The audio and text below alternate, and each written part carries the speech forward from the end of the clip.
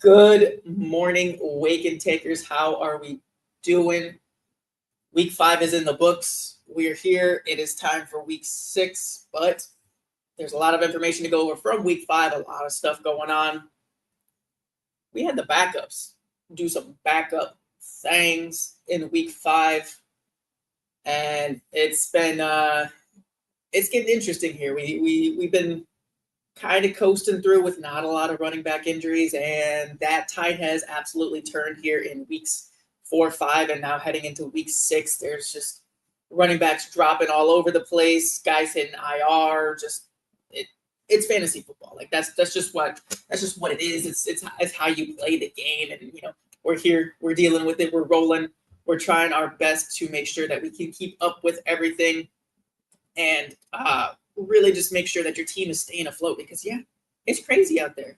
It is absolutely crazy out there right now. But first, welcome in, guys. I'm your host, Justin, the Lord O Games. You can find me at Twitter at JOwens_FF.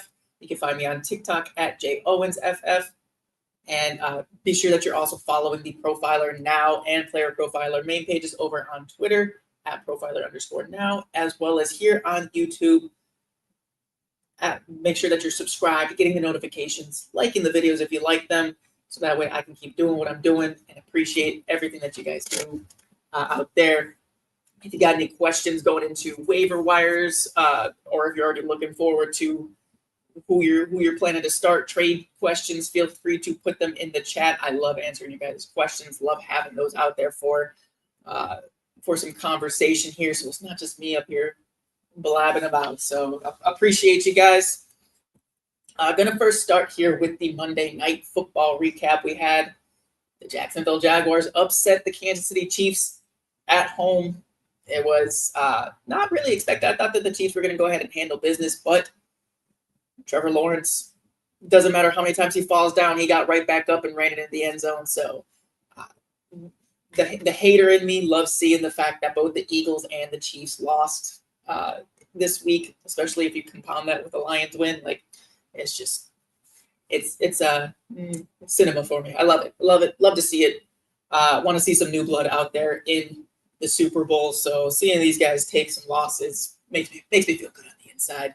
But taking a look at this game from a fantasy football perspective, there wasn't a whole lot of like shocking things that happened here. It's kind of just been the status quo, where over on the Jacksonville side, ETN, the bell cow, he is getting the majority of the work. It was a little bit of a quiet game from him overall, just because Kansas City is still a strong defense, especially against the run this season. They've been stronger against the run than the pass. And the game script just kind of dictated that it wasn't a very big ETN game, but he's still getting the volume. So don't be scared off of him in the future. Still, he's still what you thought he was. He just didn't quite have the big boom fantasy week that we've kind of expected from him these first 5 weeks. Brian Thomas Jr. looked like things are headed in the right direction. 80 yards on 6 targets. He had 4 catches. So not great still, not what you drafted for him to be, but still not bad. We're getting there. Him and Trevor seem to be more on the same page. Things seem to be a little bit better. Travis Hunter also had a couple catches there, a deep catch that really kind of helped set this team up. But just still not really. He did limp out on a defensive snap, but he still only had 3 targets. So it was nice to see the targets go more downfield for Hunter, but the fact that it was only 3 this time, he's not really someone that you can start. And honestly, he might be someone that you can just go ahead and drop in fantasy football if you are on a shallow bench league and you need help with all the injuries out there. I don't blame you. He's kind of turning out to be a little bit of a roster clogging wide receiver, which not ideal. Parker Washington got the touchdown and a decent chunk of the targets again here. He had the same. He only had 3 targets. He got the touchdown, and then 4 targets for De'Ami Brown. Brenton Strange did leave the game and did not return, so that's why you saw a little bit of a muted performance from him as well. So Jacksonville's kind of looking like the same, where you're riding with Brian Thomas just because you can't. He's going to have the most targets. He's going to be the primary wide receiver in this offense, but it just hasn't quite clicked yet. But you can't turn away from that. You can't. I mean, you can't run away from it because as soon as it happens, it's locked in. And then ETN is pretty much who you're locked in on. Trevor Lawrence does kind of seem like maybe you could do some streaming with him, depending on the matchup, because he was showing off a lot of rushing. He had 10 carries for 54 yards, and he had 2 touchdowns, including the game-winning touchdown. So he didn't quite get it done in the air too much, 220 and a touchdown, but also an interception. But he really made up for it with those 2 rushing touchdowns. So could be a streaming option depending on the matchup if we expect this to be a back and forth affair like we did with Kansas City, where it was just he had to keep passing, he had to keep making plays. We could see Lawrence kind of maybe be a streamer, but not really someone that I'm excited to look out for. On the Kansas City side, a similar situation here. Not much really changed. Xavier Worthy, the clear one, at least for one more week here until Rashee Rice is back. But it was Worthy, it was Brown, and it was Kelsey leading the way in targets. Kelsey looked pretty decent. There's no explosiveness. There's no yak really going on with Kelsey anymore. He's just kind of very similar to a Mark Andrews type, where he was getting early season Mark Andrews before likely comes back here, where it's like the targets are there, but there's just not much else, and you're just hoping that he catches a touchdown. The running back situation still absolutely disgusting. Kareem Hunt looked like he had a great week because he got the 2 touchdowns, and he's honestly the only Kansas City running back that I'm looking to start at all, mainly because he's the red zone back. He's the only one really getting the touches within the 10-yard line. So if there's anyone that I'm looking to start in this backfield, it's definitely Hunt. But again, it's kind of just a gross 30-30-30 split. We heard that Brashard Smith was going to be getting increased workload, and he ends up with 4 opportunities. So it's not really panning out quite yet. He did get three targets, but so did Pacheco.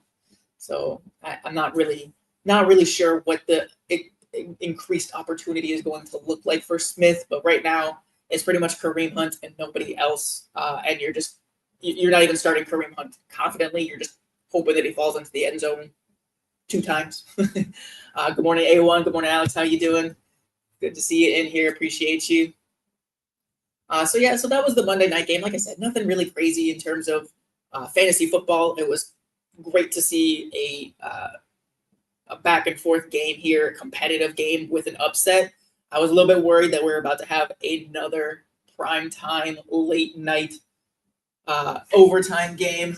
Being an East Coast dad myself, it's been rough in 2025, man. Everyone keeps going to overtime in these primetime games, and it's I'm glad I got to go to sleep at a normal hour this week. So hoping to keep that rolling. But we're going to go ahead and jump into the news. Got a ton of news to go over. Actually, you know what? I totally forgot. Let's talk about the espresso shot from week 5. I had called that Marvin Harrison Jr. was going to be a top 5, a top 10 wide receiver this week. Did not quite get there. He got robbed of a touchdown, to be honest with you. Let's see, where did he end up? Harrison. He ended up as the wide receiver 23 this week. Like I said, he got robbed of a touchdown, and the Arizona Cardinals just absolutely fell apart there. So another 6 points would have made it a little bit closer, but he didn't quite get there. So 1 for 3 on the espresso shots. Still not really hitting on these. Like I said, I keep going a little too spicy. I get feeling myself on Thursday, the espresso shots at the end, and I just all of a sudden I'm going a little bit overboard with it. So you know what?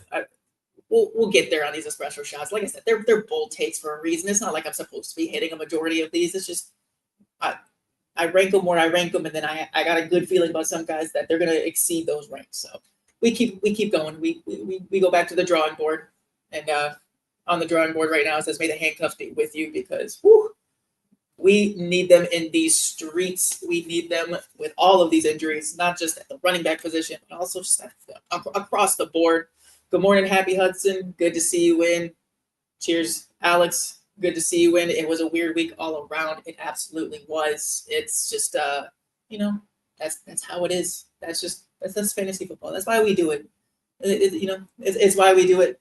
Paul, I see you. Good morning. Are we picking up Haskins or Vidal? We'll talk a little bit more on that in a second here. Actually, let's just jump right into that.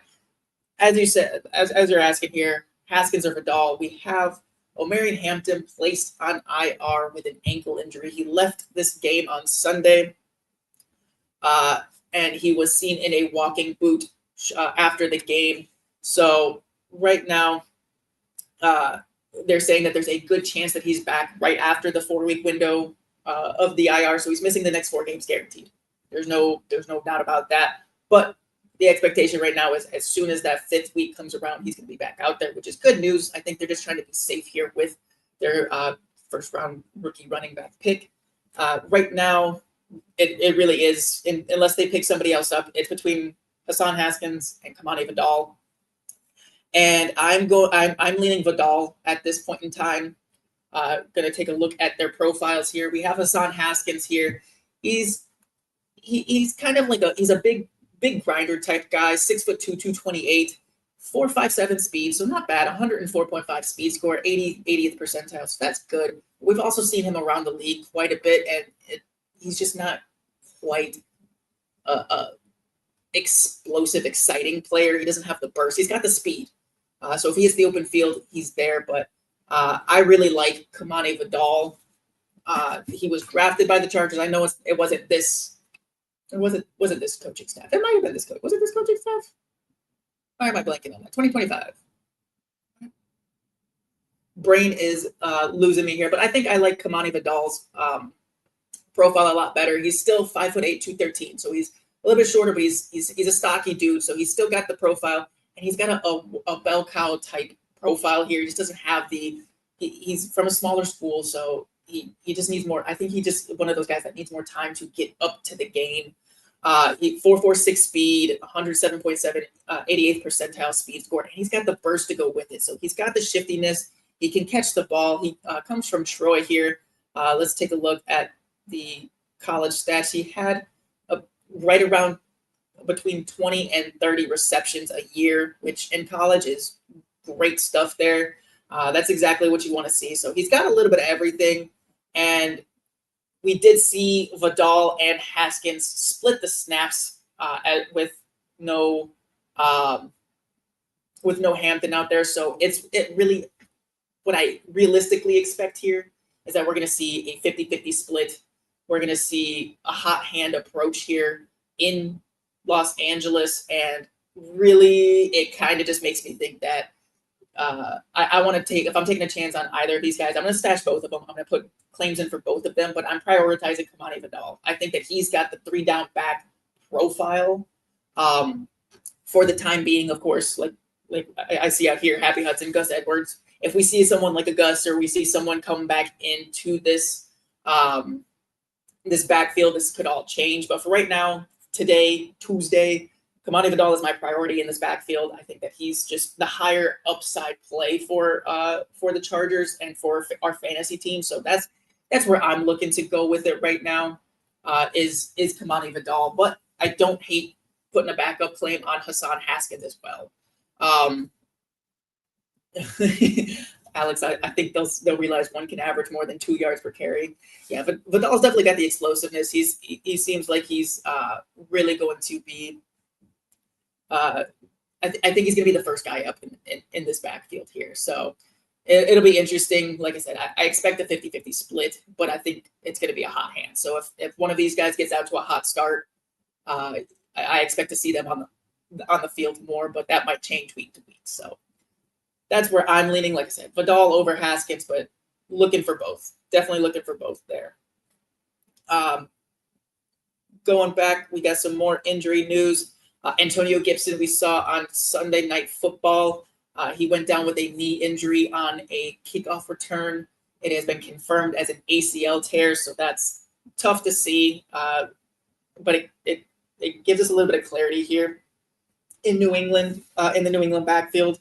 We kind of saw another gross 30-30-30 split here. So with Gibson out for the season, it does open up opportunity, yes, for Travion Henderson, who we need to see something out of him because it's been rough in the Henderson streets.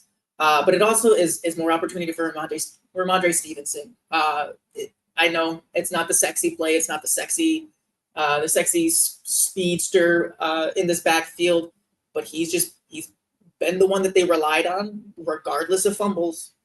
They clearly don't care too much about the fumbles. They keep going back to him in the red zone and the 10 zone. So Ramondre does seem to be the primary back. He does seem like he's going to, if you're going to start either of these guys, I'm starting Ramondre Stevenson over Travion Henderson until I see Henderson do something to prove me wrong. 100% how I feel there. Like I said, Ramondre's getting the high value touches in the red zone. So, and it's not like he's not getting receiving work either. Ramondre had 2 targets. Henderson had 3 targets. So it's not like Drake May is hyper targeting the running back, and it's not like they're drawing plays up specifically for Henderson in the receiving game. It's very much just it's either Stephon Diggs or a run play. And if that's the case, if that's how the offense is going to be running in New England, I'm sticking with Ramondre, and I think that he's going to be a very serviceable, solid RB3, RB2 type guy on a weekly basis, especially with all these injuries. I think he's going to be in that lower portion of the RB2 tier.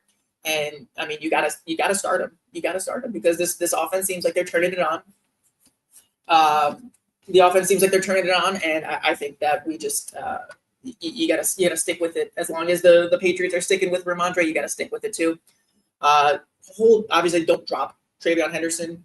You can't do that, but you gotta bench him until we start to see something turn around here for him. Paul, do I think the Chiefs or the Chargers trade for Kamara? No. I think I think the Saints, unless they just have a random change here and want to go full rebuild, they just signed him to an extension. What was it, last year? So he's locked in as a Saint unless one of those 2 teams wants to pay a lot of money for him. And I just don't think that they want to do that right now. I mean, it's not like they're both 4-1, 5-0, 3-2 even. I mean, I guess the Chargers are, but it's not something that I think is going to happen. I think that Kamara is going to be stuck on the Saints for his entire career unless we see a late career change here. But with his contract, I just don't see it right now. Moving back on, we have we had some news here with some guys that their IR window is opening or they missed last week and they're coming back. Starting with Christian Watson is back at Packers practice, and I don't really care about Christian Watson being back for Christian Watson to be on my fantasy team. Feels irrelevant for the 4th year in a row of hope casting for Christian Watson, but it does just add another mouth to feed here in Green Bay. It really just continues to muddy the waters that have already been clear as just like my solid desk here. It's tough. It's tough to predict, especially because this is a team that they don't feel the need to pass, even in like they don't have to pass. They have Josh Jacobs. They don't mind running Jacobs 25 plus times. So it's already been really tough to kind of pick week to week with Matthew Golden, Romeo Doubs, Octavian Wicks. Jaden Reed's still injured, so that's one less, but now we have Christian Watson coming back into the fold. So even when it was just those big 3 guys, it was kind of tough to pick. Dobbs seemed to be the safest. Golden, obviously the highest upside, but now with Christian Watson, does he take some of the Matthew Golden snaps? It's really getting gross here in Green Bay, and I don't really want any of these guys. If I'm starting any Green Bay wide receiver, it's going to be Romeo Doubs, and I'm not happy about that if I'm having to start him. I think there's a better guys out there that you can scoop up. And I don't want to play wide receiver roulette with the Green Bay Packers with Jordan Love. So keep an eye on that. Obviously, if Christian Watson does come back week 6 here, again, I'm not looking to start any of these guys. I'm just going to be keeping an eye on the snap share, the route share, and the targets. So keep an eye out there. Good morning, Jamie. How we doing? Welcome in. Hope that week 5 treated you all right. It was a weird one. There were some high scores. There were some low scores. There was a whole lot of guys that we didn't quite see pop up here. sorry, I missed this. Saad, do I think Dowdle will earn the role moving forward? Going to go ahead and talk about that right now. We did see Chuba Hubbard be a late scratch this weekend, and Dowdle came in and absolutely erupted. I do think that as long as Chuba is out, he is a must start. Obviously, the matchup was good, but I still think that Dowdle and Chuba are very similar to each other, where they can do a little bit of everything. And I do think that even when Chuba comes back, that it's going to be more of a split. I don't think that we're going to see a complete turn back to Chuba getting 65-70% of the snaps and opportunities. I think that we do kind of see something closer to a 50-50 split once Chuba does come back, especially since he's already dealing with an injury. I don't think that the Panthers are going to want to push him, especially after sending him to an extension. He's clearly a long-term part of the Carolina Panthers plan, so we could see more of a split here in Carolina as well. Something to keep an eye on. Chuba is day-to-day, so we'll see if he's available for week 6. If he isn't, fire Rico up.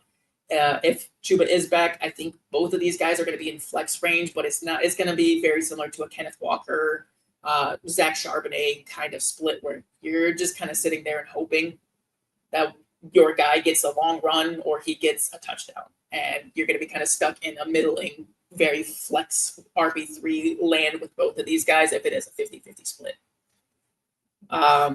Jamie, did we talk about Ryan Flournoy in honor of our boy Jason Allwine? Not yet. I will be talking about about Flournoy, but right now, still catching up on all the injury news. There is a IR window opening up on the Panthers. Jalen Coker's window is open.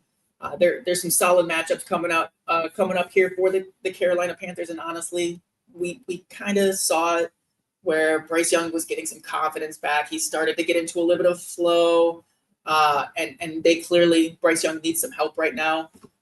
It's pretty much Teteroa McMillan out there. We did see a couple good catches from Leggett, including a touchdown catch, so maybe he needed some confidence too. We could start to see the turn here. We saw it last year with Carolina where they were abysmal, benched Bryce Young for Andy Dalton, and then brought Bryce Young back, and they finally looked competent.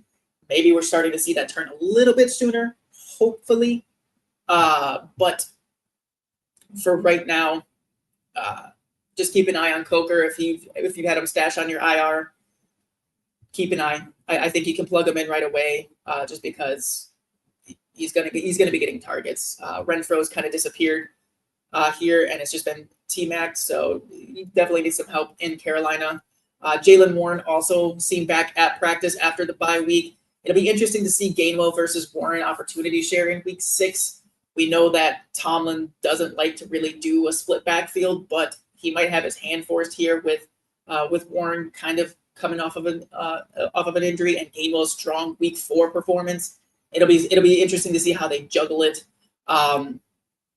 Still got to hold Gainwell. I don't think you should be dropping him right now, just because we could see a shift in touches where Gainwell is the first and second down back, and Warren kind of goes back to a third down role.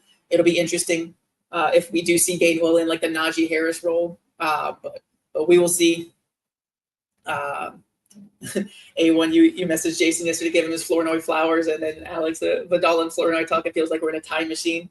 Hey, that's the NFL right there for you. These guys get an opportunity, and they have their one game, and then they're going to disappear back into absolutely anonymity. Like they're going to be gone once again, and everyone will be like, who? So that's the injury news that I got right. Oh, also we had another late scratch over the weekend. That's kind of seeming like it's going to be extended. Brock Bowers was kind of saw his status decline as the weekend went on. Thursday, he was still looking to play. Friday, it was like maybe not. Saturday, it was leaning towards not playing. And then Sunday morning, wake up and he is scratched from the lineup. The update from Pete Carroll yesterday morning was that he is week to week. So you hate to see that, but it makes a lot of sense. Las Vegas is looking terrible. And there's no point in risking. Like he was injured in week 2.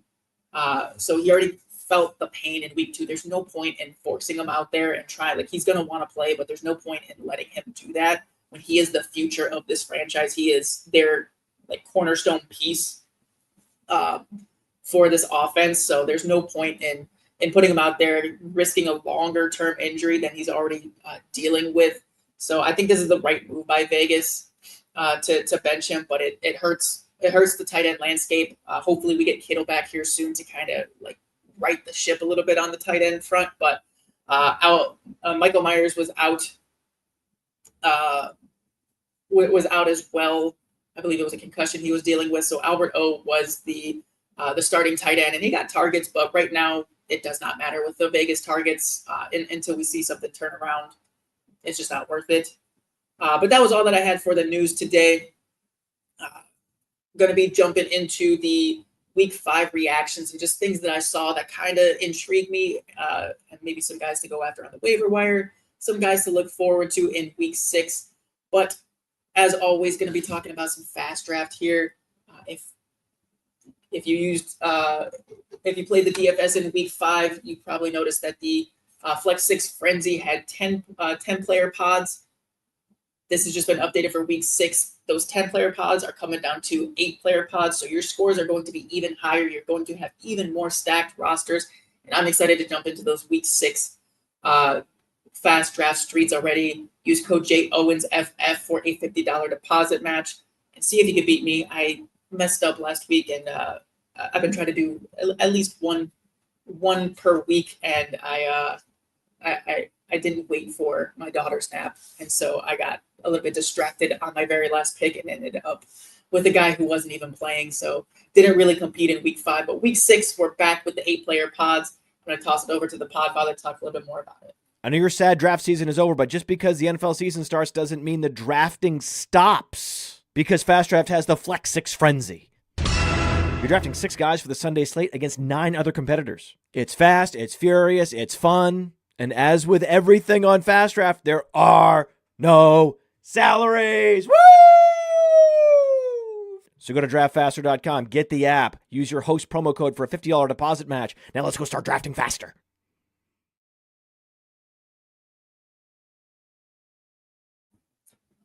Like I said, we just got word of the change coming in over the weekend, but week 6 moving forward, it is going to be 8-player pods, not 10-player pods. So like I said, even bigger scores, even better players to pick from.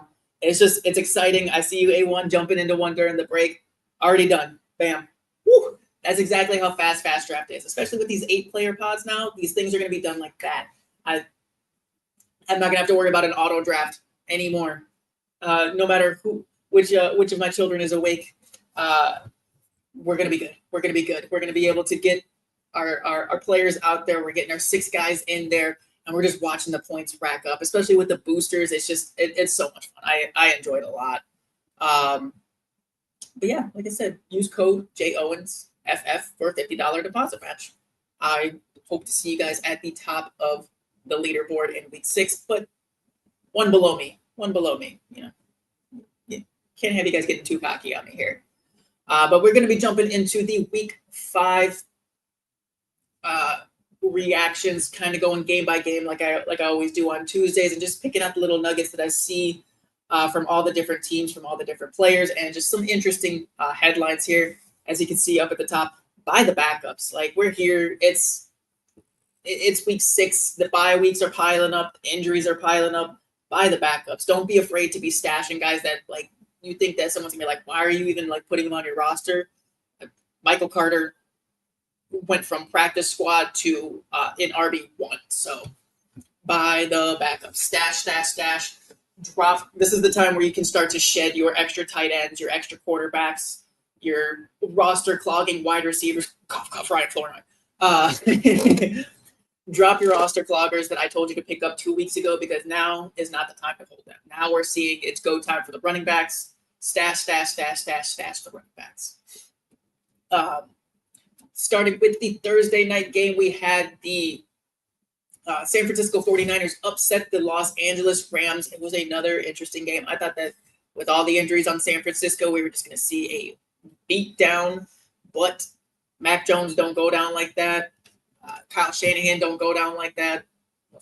And honestly, as long as Mac Jones is the quarterback, which he could be for an extended amount of time here with Brock Purdy's turf toe, he kind of seems to be like every week they're just kind of reassessing where he's at. And right now, I'm not confident that he's going to be back.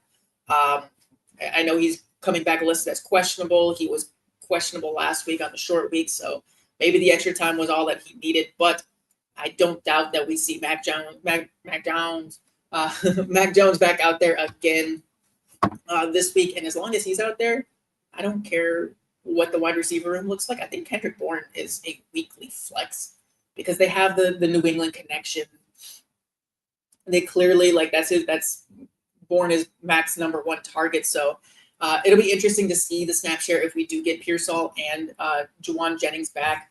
Still waiting to get updates on them with the San Francisco being the Thursday night game. It's been a little bit quiet on the injury on the status front, but we could see Pearsall back. It was supposed to be a very minor PCL injury that could have a back, and Jennings is dealing with like 18 injuries at once. So we'll see how he's feeling coming into this week. So keep an eye on the injury report. We got a ton of guys on San Francisco between Kittle, Purdy, Pearsall, Jennings, just a ton of dudes that we're waiting to see what the status is coming back. So just keep an eye. But I don't think that Kendrick Bourne, with the injuries there, is a roster clogger. We've seen him have a blow-up game here.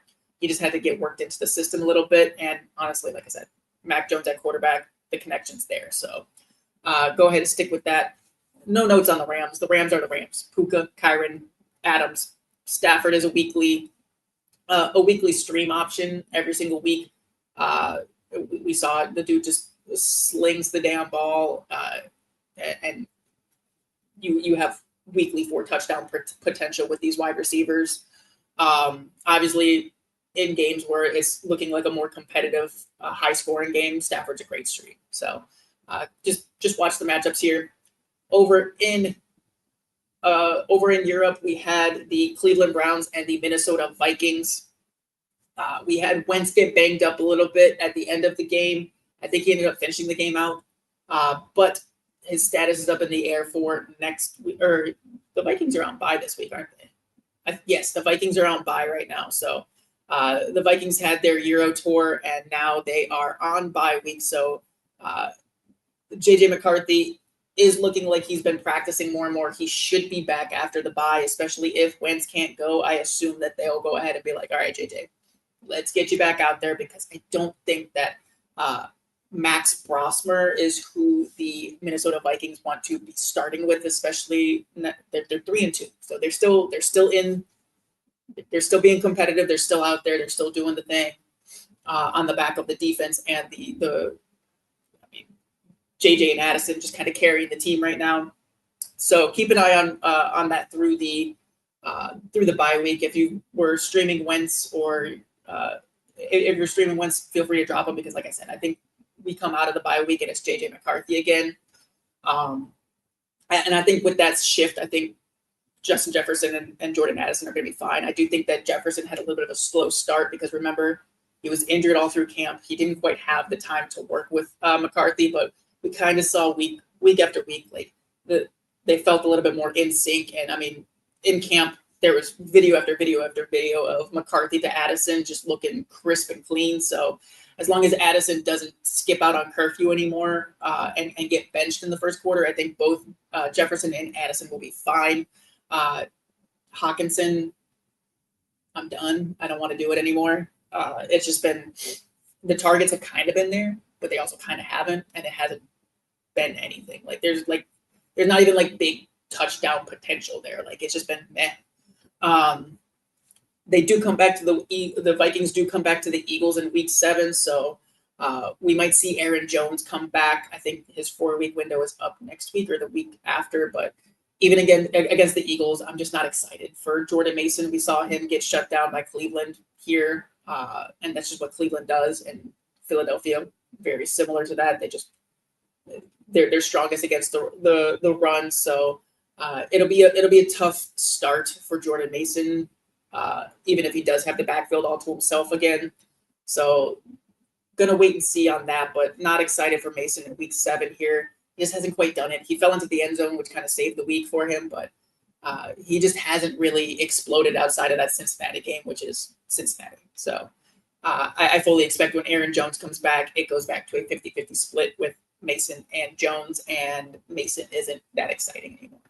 On the Cleveland side, on the Cleveland side, Dylan Gabriel didn't look bad, but he's not really a QB that is going to provide fantasy value, especially for the fact that the Cleveland Browns are like, even with Dylan Gabriel out there, it's not like he was locked in on one dude. The ball was going everywhere. Njoku did lead the team with 9 targets, so maybe Gabriel likes Njoku more than Fannin. We'll see if that trend continues here, but Njoku might be back, and I think you can honestly go ahead and start him. I don't blame you for starting either one of these two Cleveland tight ends because they both caught a touchdown. They're both clearly high on the priority list for Dylan Gabriel's progression. And then also sneaky, Isaiah Bond, 7 targets. Didn't do nothing with it. None of the wide receivers did anything because I don't think that Gabriel's really there yet to be pushing the ball. But Isaiah Bond, 7 targets. Stash him in your dynasty leagues. Seasonal leagues, no, unless it's deep. I'm not really touching Bond, but in your dynasty leagues, he's a sneaky little stash there. Maybe a throw in terms of if you're making a trade, try to snag Isaiah Bond because I think that his value is just going to continue to grow. Again, the profile was great. Profile was great for Isaiah Bond in college. The issue was off the field. It was legal issues that have been cleared. It's not like, oh, he served his punishment. No, like his punishment was the fact that he fell out of the draft. So there was no official punishment. Everything was cleared. He's good to go now. So I think he's just going to continue to build on this. And again, very good prospect. Him and Matthew Golden were supposed to be neck and neck until the legal issues happened. So definitely try to rip Isaiah Bond away from whoever stashed him, or if he's still sitting out there on your dynasty waivers, which I would hope not. That'd be a little bit of dynasty malpractice right there. So try to stash him there or get him as a throw-in. Let's see. I got Timon in the chat. We got half PPR, 3 wide receiver, 2 running back, 2 flex. Should you trade Kyron and Terry for James Cook? You got Amon-Ra, DJ, Terry, Keon, Godwin, Travis Hunter, Kyron, Chase Brown, and Chubb, Pacheco. You could use some running back help, but I feel like you're just putting yourself in the same situation. I do love James Cook. That now I can't believe I'm saying things like that, but I think Kyron and James Cook are very close to each other. I think they both have high touchdown potential, and I think that they're both going to be fine. They're both getting loads of volume, so I don't think I really do that because you're just kind of cutting your wide receiver depth to just kind of make a slight bump up in running back. So I don't think I do that. If you can try and get rid of another running back to get it, because you're still having to start one of Chase Brown, Chubb, or Pacheco, even if you get James Cook. So I think it's kind of lateral there, except you're getting rid of some wide receiver depth with Terry McLaurin. So I'm not a big fan of that one for you, but it's not unfair, but it's not something I'm looking to do. Especially with I just saw 3 wide receivers start too. Yeah, I'm not really trying to do that with a 3 wide receiver, 2 flex. So I would hold with what you got if you can make some other type of move. But I think that Kyron's gonna be perfectly fine and is in a very, very similar tier to James Cook. Cook's just been running super hot. He obviously had the low week, so if you can capitalize on that and get him for a little bit cheaper than what you're selling, I would do that. Moving along, though, we had the Houston Texans at the Baltimore Ravens, and that was an absolute beatdown. Baltimore woes continue, and they need LeVar back bad. Derrick Henry is the only guy that I'm really looking to in Lamar's absence. He was back up to a 65% snap share, and the game script was not in his favor, so it's good to see that they realize that they need to give the ball to Henry, but the Houston Texans also realized that, so they just stacked everything up to stop him. It was a bad stat line, 15 carries, 33 yards. At least he fell into the end zone and salvaged the week a little bit there, but oh man, it's tough. It's gross. We got a tough matchup next week for Baltimore. Tough matchup next week with Baltimore against the Rams, but then they get their bye, And then weeks 8, 9, and 10 are nice and soft, especially for the run game. They get Chicago, Miami, Minnesota out of the bye. So hopefully Lamar will be back. Lamar might be back this week. They said that he's trying to push back to play this week, but realistically, I think that they can't really afford to hold him out, but they also can't afford for him to have a long-term injury. So I think Lamar sits one more week, goes into the bye, gets healthy, and they come back and make a strong push on the second half of the season here. So just be patient with Derrick Henry. Like I said, there's some juicy. He's had some tough matchups at the beginning, but there's some juicy matchups coming later. And with Lamar back, the offense should get back to normal. Only fear with King Henry is the fact that when Lamar does come back, that we see a lot of shootout type matchups where Baltimore's looking to pass it. And when they've done that with Lamar in the game, it's been Justice Hill out there instead of Derrick Henry. So just fingers crossed this defense can kind of slap some Band-Aids on it and get it back together. So that way we see some positive game script and we see some more Derrick Henry 200 rushing yard, 2 touchdown games. We might see Cooper Rush again in week 6 against the Rams, but there was also kind of whispers that if Lamar can't go, it will be Snoop Huntley out there. So doesn't really do anything for me in terms of it doesn't matter if it's Rush or Huntley out there. I don't want to start any of the wide receivers. You can start Zay Flowers just because he's going to have the volume and he can provide some yak with it. Like we saw, he had one big play. He had a big play out there, but it's not looking great for these pass catchers in Baltimore without Lamar. On the flip side, on the Houston side, Woody Marks gave us the absolute pump fake and tricked us here in week 4. We thought week 5, absolute smash opportunity against a soft, beat down Baltimore backfield, and he didn't deliver. Bad stat line. Chubb was looking a little bit better out there. He got the rushing touchdown, 11 for 61 for Chubb and a touchdown, and then Marks was 7 for 24. Only good news is that Marks did still outsnap Nick Chubb, so it's not like it was the snaps weren't dominated by Chubb. The opportunities obviously went more to Chubb because he was a little bit of the hotter hand, and then they did pull the starters in the fourth quarter, so I think we're going to kind of see that a little bit more where it is going to be a hot hand approach with Marks and Chubb. So still hold Marks, still start him when he got to in some good matchups. But I do think that it might be better when the game script isn't so lopsided because we do know that Marks is more of the pass catching back. So I think better times are ahead for Marks. I still think that he's going to be a flex worthy running back, especially like I said, all the injuries out there with the bye weeks coming. I think he's going to be a very flexible running back here, and I think we're going to see some blow up potential games here from him. Speaking of blow up, going to the Carolina game, Miami at Carolina. Rico Dowdle, like already talked about a little bit, but just an absolute explosion. We knew he was slated to get the bulk of the work here, and he delivered. I mean, 26 for 206, I think it was the final stat line. 23 for 206 with another four catches, or with four targets, 3 catches, and a touchdown. Rico Dowdle, what was he? RB1 on the week, RB2 on the week. Just absolutely crushed it. And like I was talking about earlier, I think even when Chuba comes back, we see more of a 50-50 split here. How can they go back to just being like Dowdle as a breather back when he did that? Like this is the spark that the Carolina Panthers needed, and he provided it. So Chuba is day to day from what we heard.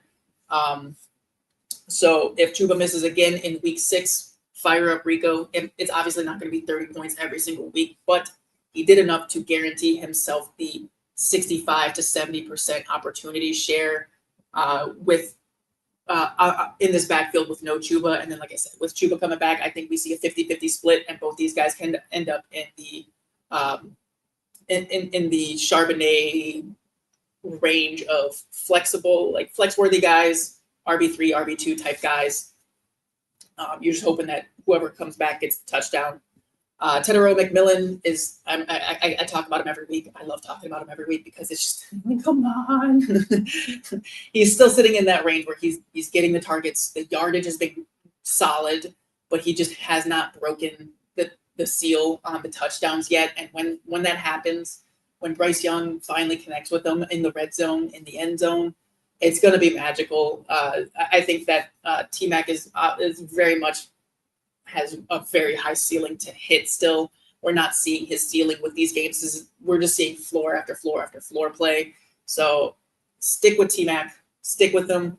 Jaylen Coker comes back, so he might see a little bit easier coverage. The teams might not be able to just bracket T-Mac as much as they have been. So we could see some softer coverage here for McMillan, and I'm waiting for the touchdown. I'm waiting for the touchdown dam to break.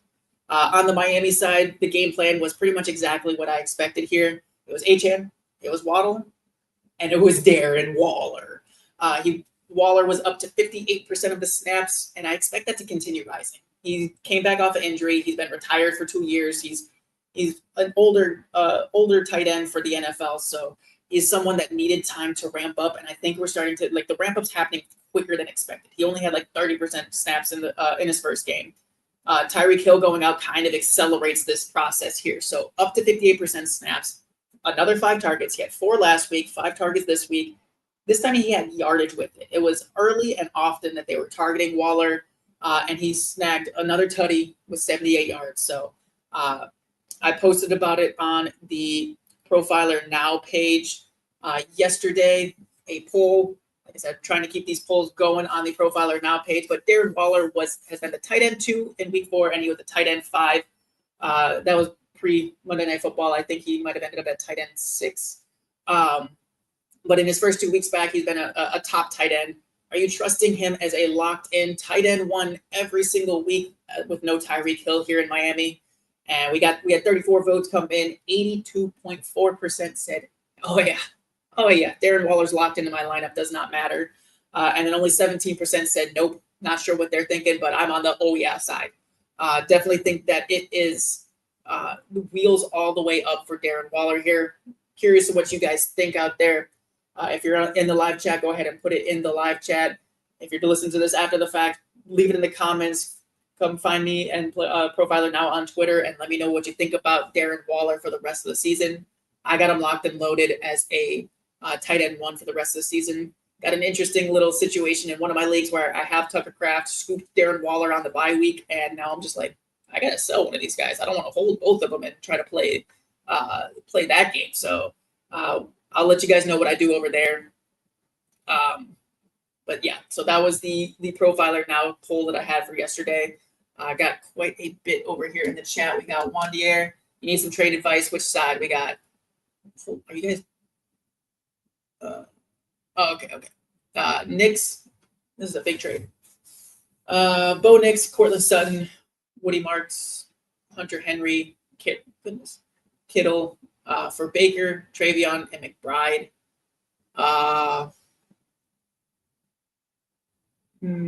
Let's see. Nick, Sutton, Woody, Hunter Henry, Kittle for Baker, Travion, and McBride. I think I do that. It gives you more opportunity to scoop some guys off the waiver wire here. I feel like Baker and Knicks are very similar. I think Baker's going to pass more, but Knicks has the rushing upside. See, with Kittle on the A side, I don't really want to get rid of Kittle and Sutton and Woody and Hunter Henry. I feel like the A side is very strong. Obviously, you get McBride on the B side, but I think I stick with A. I'm sticking with the A side here on that one, Wandier. It's close. I could see both sides. I don't think it's an unfair trade, but I prefer with Kittle being on the A side. I want to keep Kittle. I think Kittle comes back and it's going to slot right back in and be a top 2 tight end, especially with Bowers out. Obviously, McBride is the safest one in this entire trade, but I think Kittle is going to come back and be fine. You just have the injury risk with Kittle. But I'm sticking on that side because Sutton's looking solid, Nix is looking solid, Woody Marks is promising, and Hunter Henry he's a throw-in at that point. And then Travion hasn't shown it yet. has upside, and then Mayfield and Nix very close to each other. And like I said, McBride and Kittle I think are closer. I don't think that I don't think I want to be giving up Sutton and Kittle. That's kind of how I'm looking at it. Like Travion, Woody, Hunter Henry, those guys kind of like all wash out. Mayfield and Nix wash out. So then it's really like Sutton and Kittle for McBride. I think I want to stick with Sutton and Kittle, unless you just have an abundance of wide receivers. So I like the A side there. Got another one. We got ATL Outdoors. You traded Bowers and McConkey for Higgins and Krosky, Merritt. Pacheco is killing me. I don't like that. I don't like that at all. I get that Bowers is injured and we might not see him for a while, but that's when he's going to come back. He's going to come back at some point unless they completely shut him down for the season. And he's going to be right back in the top 3 tight ends as well. And McConkey, I get it. You're selling on the 1 week, but T. Higgins ain't it. And I like Bill. I like Bill Krosky Merritt. I would have just maybe tried to hold on to Bowers there. I feel like it's tough to sell Bowers. I let go of Bowers because you let go of Bowers because you have Henry. I still don't like that. Henry is potential has touchdown potential, but I think Bowers just has game breaking potential when he comes back. So I think it's good for the short term for you getting Bill Krosky Merritt, but it's a tough sell for me. I think obviously if we get news that Bowers is out for a super extended amount of time and he gets put on IR, he's out for 6+ weeks, great trade. But right now, until we have more information on Bowers, I'm a little bit nervous about that one for you. But we'll see. I do think and hope that Bill Krosky Merritt doesn't pull a Woody Marks on us and goes back to just 30-30 split here after his big blow up week. But we will see. Moving along, because holy cow, I am running behind on time. We went to going to the Vegas and Indianapolis game. Vegas, speaking of Brock Bowers, is just absolutely floundering. They looked bad with Bowers out there, and they look even worse without Bowers this week. Geno's just completely lost, and it shows with his league-leading 9 interceptions. Really, the only guy here that I'm confident in, and it's based off of pure volume, is Ashton Genty. The floor is safe because of the volume. He had a ton of work here. 14 carries, 7 targets, so 21 opportunities. That's the floor that you need right there. But until this team turns around, we just won't see. Like, we saw the ceiling with this 3-touchdown game, and I don't know how often we see that ceiling as long as the Vegas Raiders look this bad. So stick with Genty. Go ahead and drop Trey Tucker. Just roster clogging wide receiver with all these running back injuries out there. Drop Trey Tucker for any of these backup running backs that are available. I would hold on to Jacoby Myers still, just because he's going to be a consistent target once Geno gets it back, and we know that Geno can be a good quarterback. I think it's just right now, it's a new system, new quarterback, new everything. So I think that we're seeing the growing pains early, especially with bad offensive line play. But I think we see things turn around here. So I'd hold Jacoby, but go ahead and drop Trey Tucker. If it's a super shallow league, drop Jacoby as well. No need to hold on and wait for that. On the Indianapolis side, it's very similar to what we've said with like the Rams. You got your big 3, you start your big 3. JT, Warren, and Pittman. That's really it. Yes, we saw 8 targets out of Josh Downs, but still only 50% snap share. So this was another week without Alec Pierce. I would expect Alec Pierce to come back. He's been in the concussion protocol for going on 2 weeks now. So would hope to see him back this week. And if you need a big flex play, you need a big point boom in some of these competitive matchups, I would go ahead and sprinkle Pierce into your lineups for the big play ability, but not really looking to do that except for in like DFS to sprinkle him in. Alex picking up Giddens as well. Like I said, this is the time to just pick up all the backups right now. They are running JT heavily. We did see Amir Abdullah out there, so I don't think that it's going to be Giddens' workhorse. If we do see him, I think it's going to be a little bit of a split here. But I think Giddens is a good little stash there. I mean, who knows? JT might just finish the season strong. Like he's a big dude; he can take the hits. Going to the New York Giants versus the New Orleans Saints, we saw. Can you call it an upset? I guess you can, because the Saints look so bad, but it's not like the Giants were killing it either. But we saw a bad game out of Jackson Dart. I told you guys to start him. I had him in my top 10. Sorry about that. We saw a very, very much a rookie game out of him. It was on the road. It was his first road game. So that's probably on me for having a little bit too much confidence with a rookie on the road in a dome. But really, he wasn't terrible. It was just the turnovers killed him. He had 3 turnovers, 2 interceptions, and a fumble that he lost. So that's what really crushed the fantasy output here. But I do think that he is still a weekly streamer. I think that he is very much an option on a weekly basis because he's running the ball. So another 7 carries for 55 yards here. And if he didn't have those 6 points taken away from turnovers, he would have had over 20 points and he would have been QB 11 on the week. So yes, the turnovers happened. Yes, I can't just ignore those and say, oh, he would have been QB 11. But he's going to get more comfortable. He's going to figure it out. He threw for 2 touchdowns in the air, over 200 yards, and 55 yards on the ground. That's solid. I get it. The Saints, not the best, but that's still solid for a rookie in his second game ever. I'm all right with that.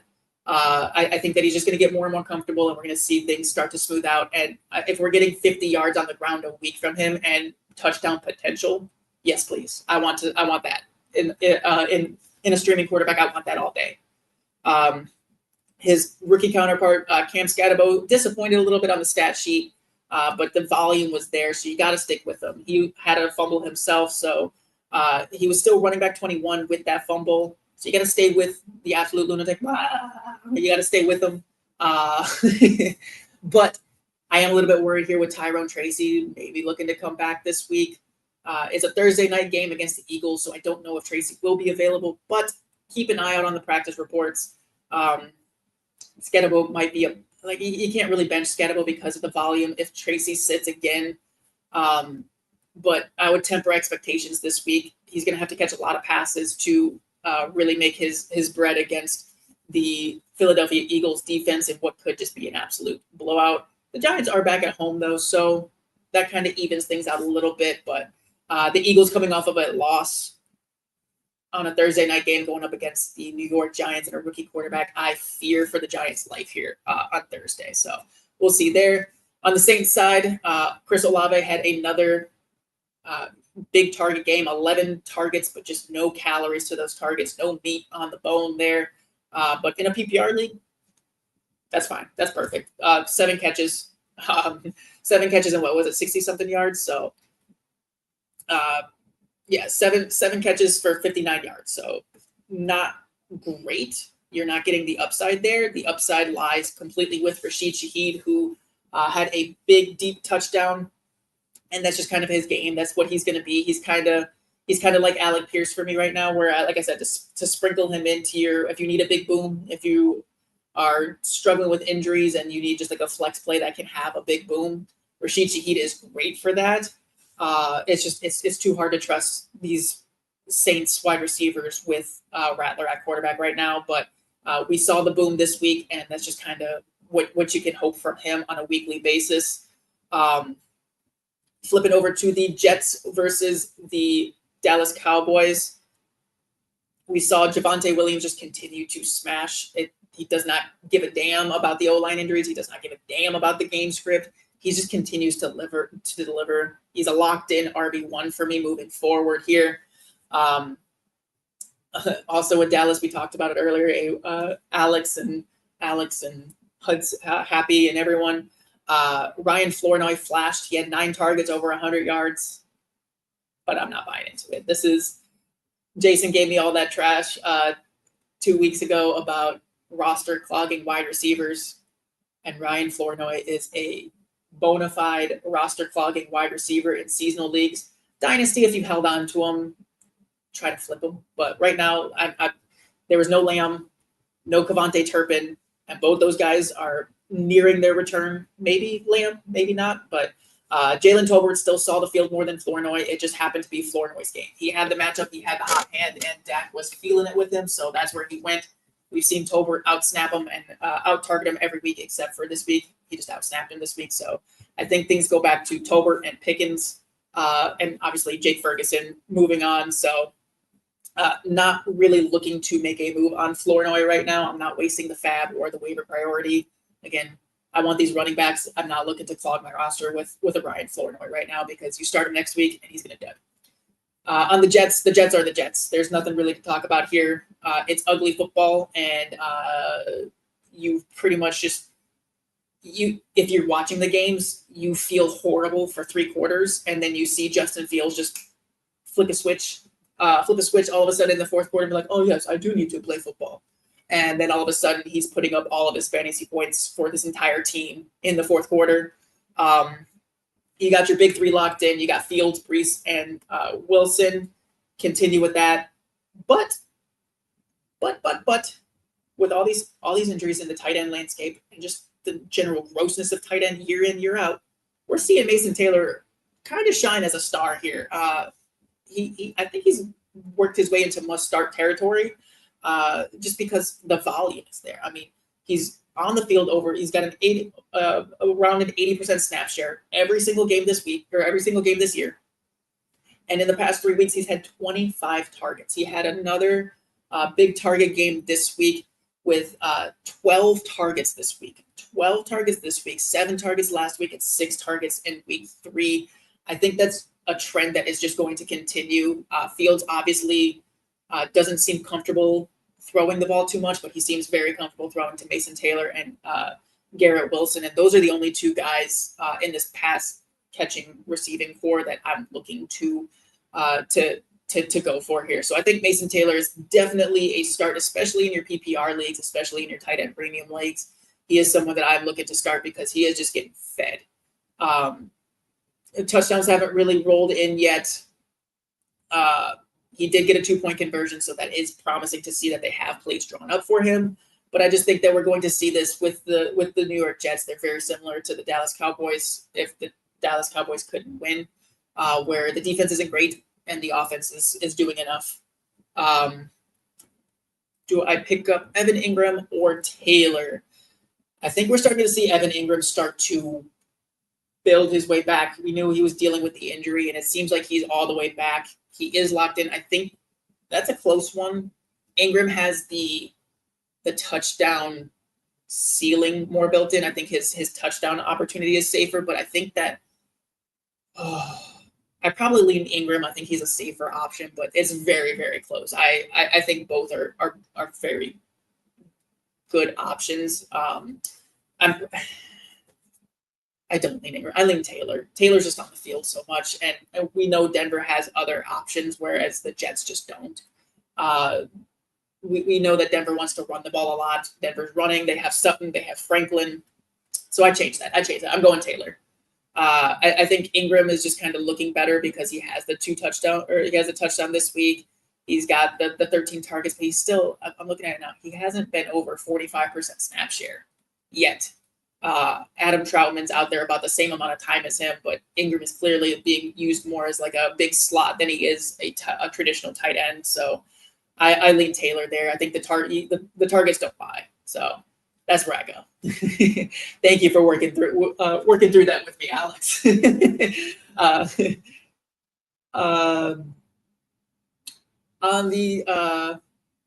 So that's the Jets side. Like I said, the Eagles lost to the Denver Broncos. So, I mean, thank you for the perfect transition here. For the Denver side, J.K. Dobbins is the clear one that is known. 21 opportunities to 7 for Harvey, 2 for Beatty, and then 1 for the fullback. So it is the Dobbins show when it's go time for this team. And I think that's just what we're going to see. In blowouts, you'll see more Harvey.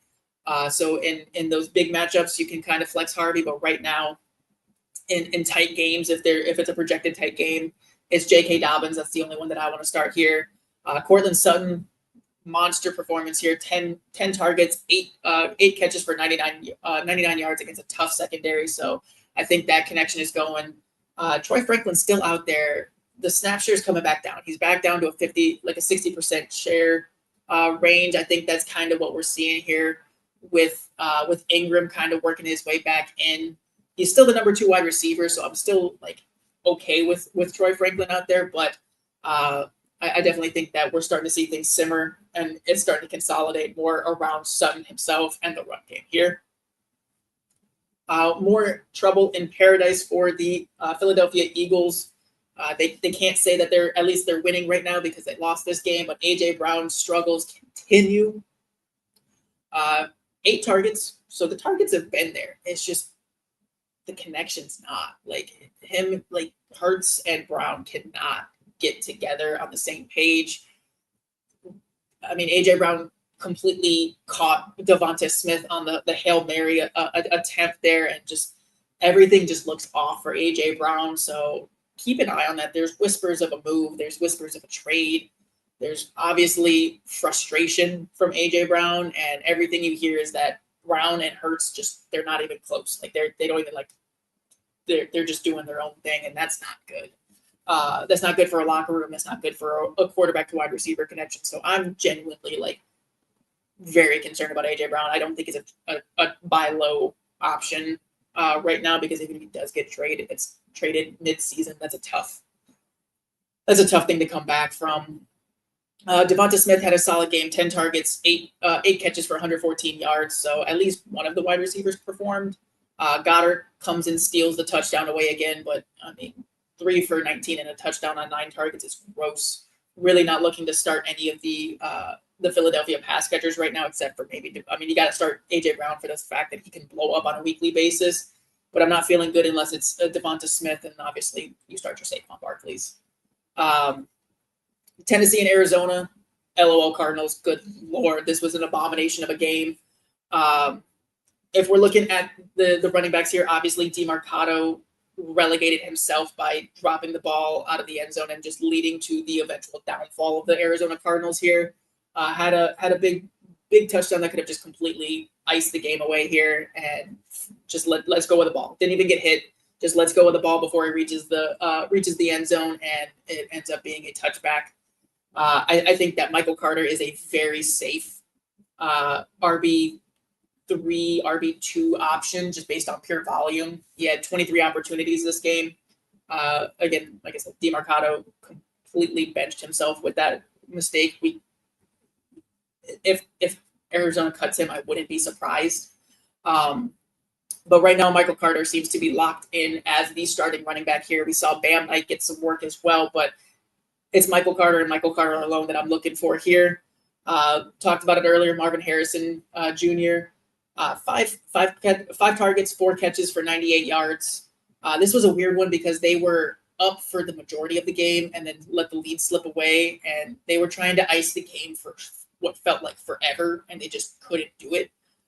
So I expect to see more Marvin Harrison in the future, because clearly they can't rely on this running back room with James Conner and Trey Benson out. So looking for a bounce back next week for Marv.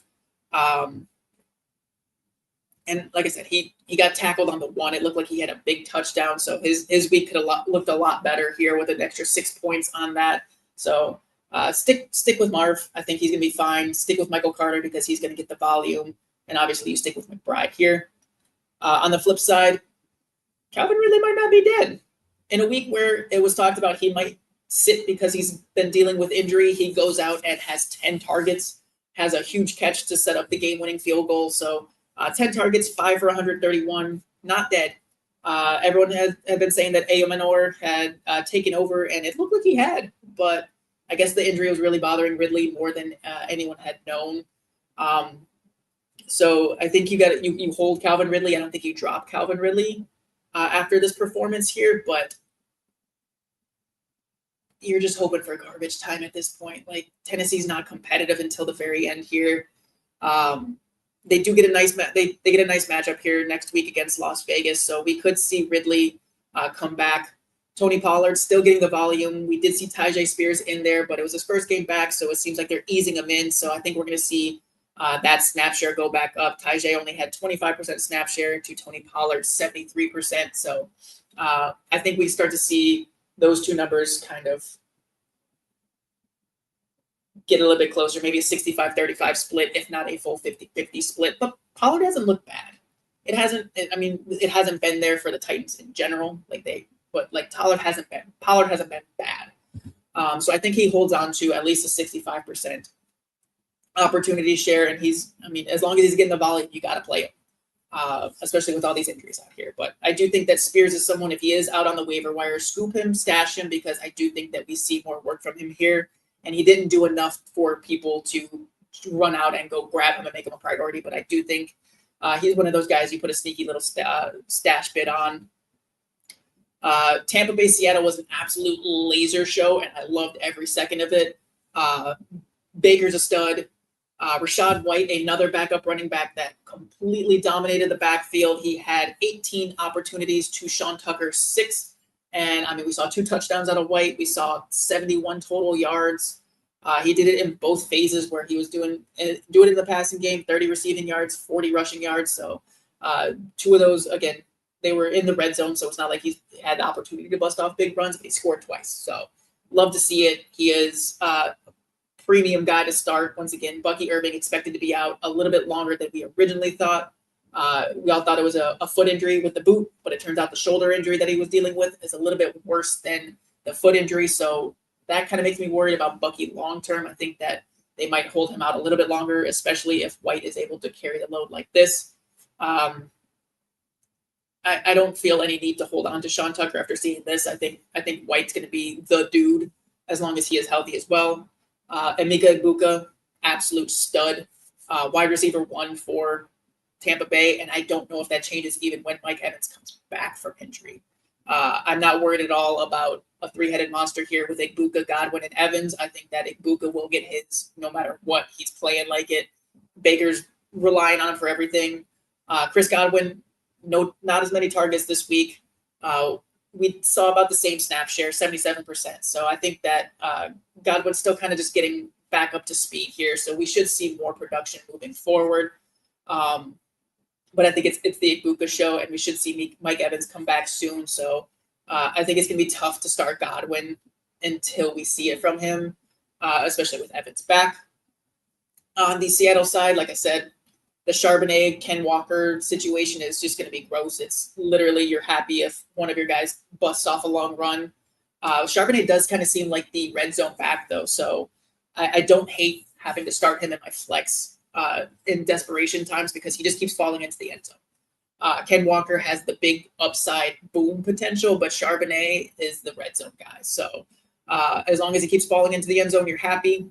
And if he doesn't, then you're sitting here feeling gross because he had 9 carries for 36 yards and 1 catch for 12 yards. So without that touchdown, you're looking at like a 5-6 point game.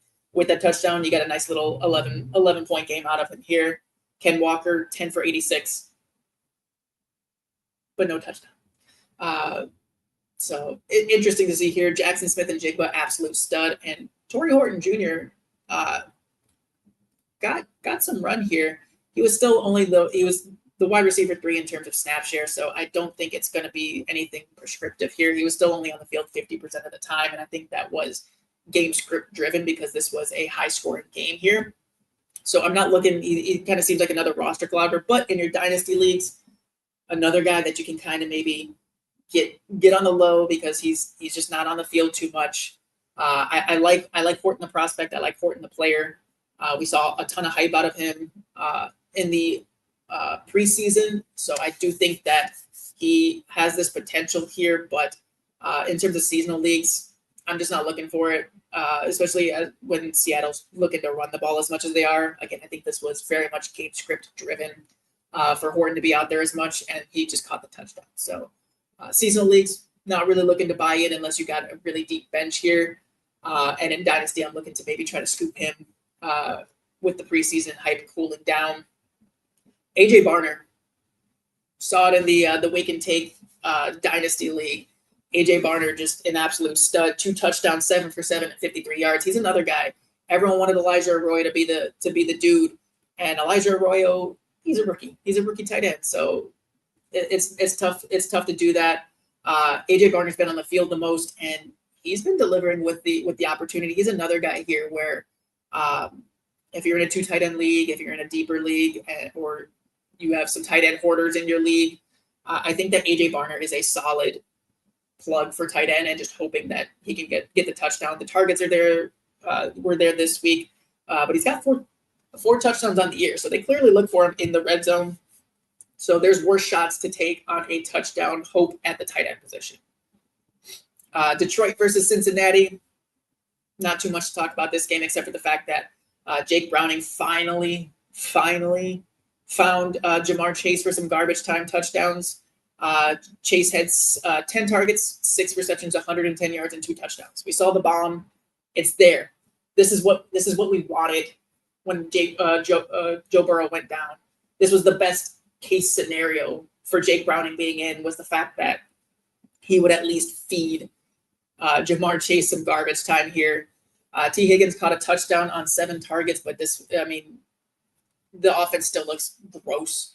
3 interceptions for Jake Browning, so it's not pretty, but we know that this is the Jamar Chase potential with Browning here. Still really the only guy that I'm looking to start here in Cincinnati is Jamar Chase. It was promising to see Chase Brown get 8 targets. That helps me want to maybe flex him while we still have Browning. And there was talks coming out of this game that maybe Cincinnati looks for another quarterback option while they wait for Joe Burrow, because Browning ain't it. He ain't been it. He ain't going to be it. If they want to try to make a playoff push again this year for Burrow to come back to, they need to do something now. Tough matchup ahead with Green Bay, but then they get Pittsburgh, the Jets, Chicago, and then the bye. So not the scariest schedule once you get past Green Bay. So if they're going to make a move, they need to do it now because they're about to be 2-4 next week. On the Detroit side, it is what it is. It was Monty. It was Gibbs. Yeah. Amon-Ra St. Brown got his 8 catches on 9 targets, 100 yards. Tesla got the touchdown this week, and Jameson Williams another quiet game, but it was expected. This very much dialed up to be a run first game. Laporta had a great game, 5 for 6 and 92 and a touchdown. And that's what can happen. Like I said, like Laporta and JMO are going to be these pick your spots type guys where they're going to have some blow up games, but they're not going to have any consistency. And we're seeing that point blank period. Monty led the running back backfield in opportunities, which is once again what you're going to see in these types of matchups where Detroit is going to take care of business. In tighter games, obviously, and more stout defensive lines, you'll see Monty kind of take more of a backseat to Gibbs. But Detroit wants to establish it up the gut, and that's what they did. Washington versus the Chargers. Washington comes back with Jaden Daniels and takes care of business. Daniels looked good for his first game back. He still carried the ball 8 times. Not the big explosive runs, but he did enough to make me feel confident in that knee, or was it shoulder? I keep forgetting what it was, but he looked confident with his injury. So Daniels is back, and the big news here: Bill Krosky. Bill.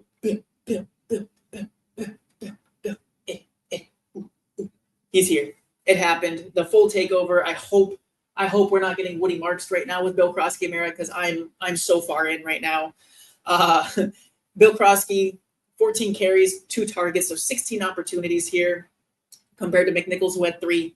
Chris Rodriguez had 5, so he doubled the other 2 running backs combined.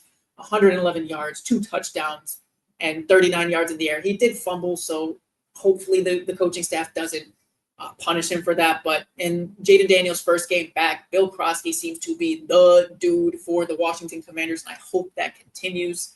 Obviously, no Terry McLaurin, so they needed some weapons. They needed something here. We could see Terry back this week, or he might take one more week off. So I think that you got to go with Bill. As long you got to go back to Bill next week. They get Chicago. It's a plus matchup here, so I'm firing Bill up in all the leagues I got him in, and I'm hoping and praying that this isn't Woody Marks 2.0 on me here, and I don't end up with egg on my face. Debo, still that dude, especially while Terry McLaurin is out. 11 targets. No other wide receiver got more than 2 targets.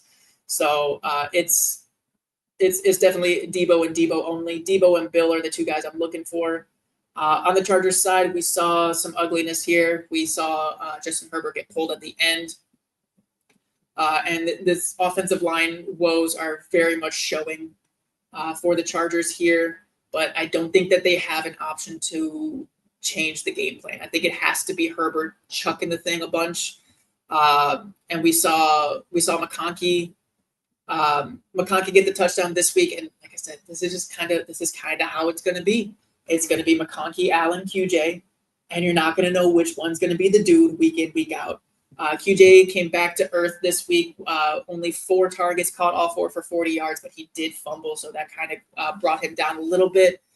Keenan had 9 targets, caught 5 for 58, and then McConkey 7 targets, 5 for 39 and a touchdown. Like I said, I think that you're just going to see more and more passing out of the Chargers because the O-line is beat up. O'Marion Hampton on the IR. I don't think that they're looking to put the offense in the hands of Kamani Vidal and Hassan Haskins.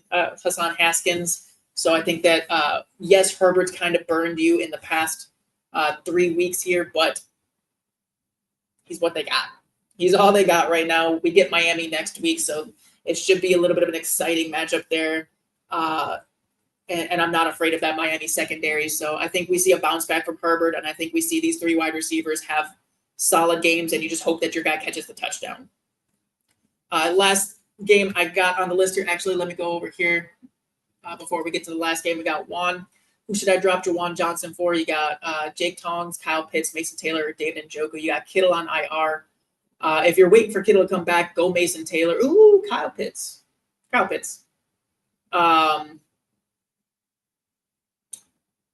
don't know if I want to drop Jawan. I would drop Jawan Johnson for Kyle Pitts. I think Kyle Pitts is safe right now. If you want to go just complete floor, go Mason Taylor. But I like what Kyle Pitts was doing before the bye week. I'm excited to see what he does coming back. So if you're dropping Johnson for anyone, I'm dropping him for Kyle Pitts.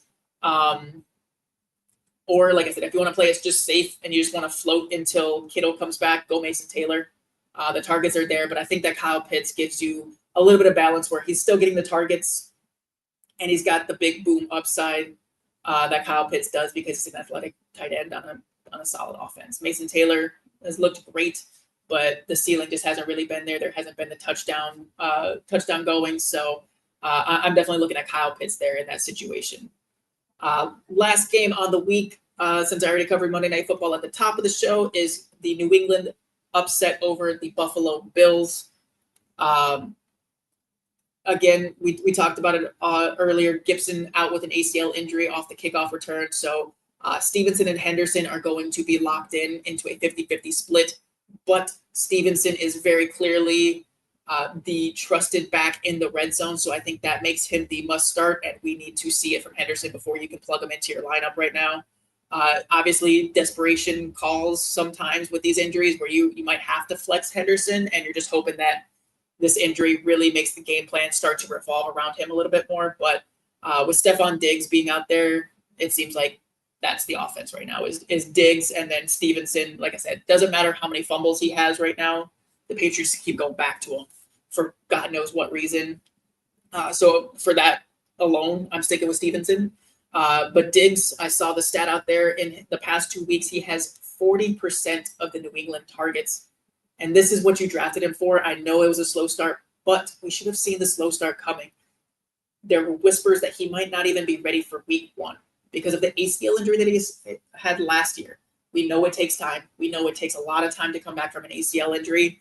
So the fact that he was questionable early in the year and had the slow start, had people bailing, you can't bail on that because we're seeing now Diggs is kind of back to full speed. He might even have more. Yeah, he might not even be 100% right now, and we might just see it continue and continue. We got back-to-back 100-yard games. Obviously, this one was a little bit on narrative street with the revenge game against Buffalo. He definitely took it personally, and he came out and balled out. 146 yards on 10 catches, and he is right now the only wide receiver that I'm looking to start. You stick with Hunter Henry because tight end's gross, and he's on the field and getting targets. But right now it's Diggs, Stevenson, and Hunter Henry, and then Drake May. I don't know if he's even technically a streamer status because everyone's kind of had him, but down game because he didn't have the touchdowns this week. But he looked good. He looked real good. He looked poised out there. He led the team to a win in Buffalo over like division rivals like New England's looking better every single week. I think that we start to see the offense click more and more, and hopefully that means Henderson can start to click too. But stick with Drake May. Like I said, I know you didn't get the touchdowns this week, but he looked good. 273 on 30 pass attempts, and he had less rushing this week, but I think that was part of the game plan. New England comes back next week against New Orleans, Tennessee, and Cleveland. So we get some soft matchups. We might see more of the Ramondre Stevenson, more of the running backs here, but stick with Diggs, stick with Stevenson, and stick with Drake May there. On the Buffalo side, Josh Allen did what Josh Allen does. He had 2 turnovers, so kind of dampened the overall performance, but two touchdowns in the air, 53 yards on the ground. James Cook, real quiet, didn't have the touchdown on this week, so you know what? Maybe he might not get 18 this year. But just a quiet game. I think the game plan very much was make the passing game beat us from New England, and that might be the secret, is to load the box and stop James Cook and make obviously Josh Allen can't beat you, but these wide receivers just aren't really doing it. Shakir had the most targets. Coleman's right behind him, and then Kincaid. Another great game from Kincaid. He just it's so strange. We're seeing so low snap share, but when he's on the field and he's running routes, he's getting targeted and he's catching everything right now. So Kincaid is a weekly must start with the ceiling at the tight end position. These wide receivers, it's gross still, whereas you're just playing wide receiver roulette here. Keon Coleman had, like I said, 7 targets, 4 catches for a touchdown, also had a fumble that dampened the performance. Curtis Samuel with a touchdown, and Khalil Shakir with the empty 6 for 45 stat line. So wide receiver roulette in Buffalo still. Not confident in any of these guys. So sticking with Allen, sticking with Cook, and like I said, Dalton Kincaid, an absolute must-start tight end for me on a weekly basis because the snap share is not there. That's usually big red flag. I avoid that tight end, but it just keeps working. It keeps working. So, like I said, obviously, he's not on the field, but that's because they're not using him as a blocker. They're not using him on these play action type plays. But when he's on the field, they're making sure he gets the ball when he runs the route and he's catching everything. So, stick with that. Stick with it. It's gross out there at tight end, so I'll take that all day. I mean, he's got 6 targets in 3 out of 5 games. It's tough to find that at the tight end position.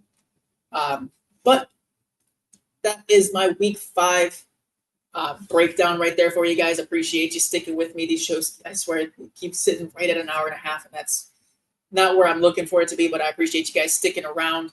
Had an absolute blast. If you like this video, please make sure that you like it on YouTube. Be sure to follow me on Twitter at @JOwens_FF. I am the Lord of Games over there. On TikTok, Lord of Games over there as well at JOwensFF. If you're jumping into the fast draft streets this week for those 8-player pods on the 8-player pods on the Flex 6 Frenzy, make sure you're using code JOwensFF for a $50 deposit match. I appreciate you guys as always. Thank you so much. I'll catch you on Thursday for those start sits. Have a good one. From the podfather to you, I deeply appreciate you tuning in. And many ask, what can I do? What can I do to help support the hosts, the research they do, the production costs? Go to PlayerProfiler.com, Dynasty Deluxe, World Famous Draft Kit, Rankings, DFS Dominator, and of course, Data Analysis. Subscribe to any one of those, and you support all of us and take Player Profiler to the moon.